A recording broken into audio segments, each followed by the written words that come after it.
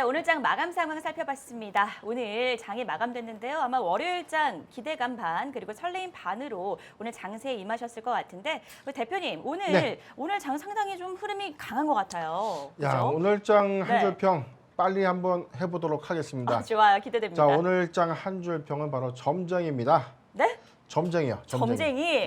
점쟁이. 저 오늘 돗자리 정말 깔아도 될 것 같습니다. 맞습니다. 좀 전에도 저희 프로그램에서요. 코스닥이 1000포인트를 돌파할 것이 전망된다라고 말씀해 주셨거든요. 전망이 아니라 오후장 안에는 1000포인트 나오지 않겠는가, 1000포인트 넘어서 마감될 것이다 라고 좀 말씀드렸는데 자, 뭐 이게 바로 협찬을 좀 해주시네요. 맞습니다. 자, 지금 오늘 마감 지수 잠깐 보죠. 지금 코스피가 코스피도 상승 마감을 했습니다. 0.12% 상승 마감했고 코스닥 역시 1.14포인트로 자, 천스닥을 다시 탈환하면서 오늘장 한 줄 평은 바로 점쟁이 같은 장이다. 예측되면 되는 대로. 자, 그렇다면 우리 점쟁이가 한 번 더 예측을 해봐야죠. 그럼요, 기대돼요. 자, 8월 14일까지 그래도 코스피의 3,200선을 좀 돌파하지 않겠는가. 그리고 지금 기조에서는요. 자, 소형주가 그동안 너무 오랫동안 좀 조정을 받았기 때문에 상반기에 기업들이 좀 추진하고 있는 자금 조달 그리고 사업 계획들이 좀 가시화된다면 현재보다는 어떤 주가의 모멘텀 또는 추세적 변화는 좀 우상향하지 않겠는가라고 좀 전망이 되고 있습니다. 네, 저희가 오늘장 한 줄 평 깔끔하게 이제 점쟁이 이렇게 딱 표현을 해주셨는데요. 아무래도 이 점쟁이가 아무나 점쟁이 될 수 있는 게 아니라 또 우리 변 대표님께서 예측을 해주시는 족족 이제 그대로 좀 들어맞다 보니까 우리 이 나우경제TV, 그러니까 이 나우 제주에서 하고 있는 우리 돈의 맛이 해당되지 않을까 그런 생각이 들거든요. 예, 돈 맛이죠. 그렇습니다. 흑돈의 맛입니다. 흑돈의 맛인데. 네, 흑돈의 맛. 어찌됐든 저희가 이제 프로그램 취지에 맞춰서 자, 종목별로 우리가 사실 많은 것들을 좀 다루잖아요. 그렇습니다. 자, 분석에 대한 영역이 있고요. 종목의 어떤 매수 저점을 우리가 좀 잘 살펴봐서 공략하는. 그리고 상남자에서는 오늘장의 어떤 특징 상승 또는 이제 하락 종목들의 향후 대응 방향까지 우리가 모색해 볼 수 있는데 좀 알차게 좀 준비되어 있는 이 돈의 맛에서 또 준비하고 있는 무궁무진한 것들이 좀 많으니까 많은 관심 좀 바라겠습니다. 네, 좋습니다. 그리고 또 한 가지 더 아울러서 기대가 되는 부분이 바로 실적 시즌이거든요.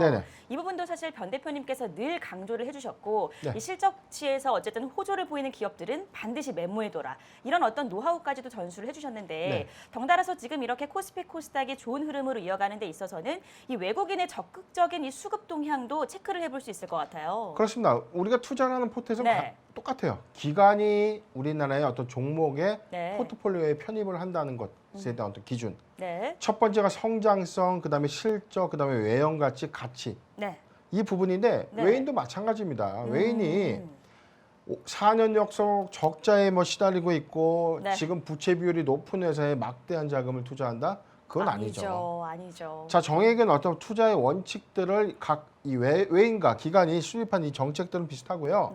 자, 그렇기 때문에 1분기에 우리가 이 단기적 매매가 아닌 이상은 우리가 좀 반드시 고려해야 될 그런 요인 중에 하나가 바로 실적과 기업의 어떤 가치 성장 부분인데 자, 답이 나와 있습니다. 12월 결산법인이 1분기 실적 발표 마감일은요. 5월 15일입니다. 5월 15일까지는 기업들이 1분기 보고서를 좀 제출을 하는데 여기서 뭐 대형주, 중형주, 소형주의 어떤 공시에 따른 어떤 실적 전망치가 좀 다르겠지만 깜짝 실적을 내는 회사들의 경우에는 주가가 급등할 수밖에 없습니다. 그런데 오히려 1분기에 실적 발표 이후에 주가가 오르지 않는다고 해서 이거 잘못된 건데 라고 생각하면 안 돼요. 그래요? 1분기 보고서가 신호탄인 겁니다. 이런 경우에는 그런 어떤 성장치가 완연한 종목들을 저점에서 우리가 한번 노려볼 수 있는 공략. 주가가 어느 정도 밀려서 내려왔다면 계속 사모으는 거예요. 그래서 반기 실적 또는 3분기 그다음에 2022년도에 2월 실적 발표일까지 이런 어떤 시세적인 어떤 성장세에 따라서 주가가 반드시 상승할 것이기 때문에 이러한 확신을 믿고 좀 투자하는 것이 좋다. 그래서 1분기 보고서가 제출됐는데 좀 실적이 좀 괜찮은 종목들을 우리가 계속 메모했다가 관심 종목이 좀 넣어놓고 이 종목이 어떤 업종이고 어떤 섹터의 포함이 돼 있고 네. 향후의 전망치가 좀 우수한지 네. 그런 부분들을 한번 눈여겨보는 그런 관점이 좋을 것 같습니다. 네, 좋습니다. 최근 이 외국인의 수급이 강하게 이루어지는 가운데 이 기관과 외국인의 그 투자 원칙이 다르지 않다, 비슷하다는 말씀 전해주시면서요. 1분기 실적 확실하게 좀 눈여겨보시는 점 늘 인식을 하셔야 되겠고요. 다음은 간단하게 저희 특징 이슈를 좀 살펴보도록 하겠습니다.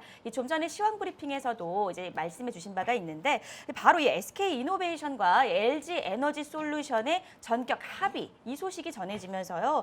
어쨌든 이 SK 이노베이션이 LG 에너지 솔루션에 2조 원을 지급을 하게 되고 향후 10년간은 추가 쟁송도 진행하지 않겠다. 이렇게 좀 밝혀졌는데요. 이 아무래도 SK 이노베이션 입장에서는 불확실성도 해소가 됐지만 네. 그렇지만 재무적 부담은 역시 좀 유효할 것 같거든요. 지난 2월 네. 달에 수상한 공시를 좀 잘 애청했다면 네. 뭐 다 예측을 했던 내용입니다. 역시 이미 수상한 됐다. 공시에서 SK 이노베이션 편 우리가 좀 다뤘었는데 네. 자 당시에도 ITC 어떤 분쟁 이후에 네. 자 LG화학이 승소할 것이라는 건 뭐 시장에서 다 알려진 사실입니다. 맞습니다. 다만 이 쟁점은요 합의금이었어요. 자 LG화학 측은 3조 원 정도, 2조 원 이상의 합의금을 원했고 네. SK 이노베이션은 1조 원 정도 미만 네. 수준의 어떤 합의금의 갭차가 많게는 1조에서 2조 가량이 좀 차이가 좀 났었는데 네. 예측을 좀 했죠. 이렇게 장기화될 경우에 서로 피해가 있는데 네. SK 이노베이션의 입장에서 오히려 더 힘들 것이다.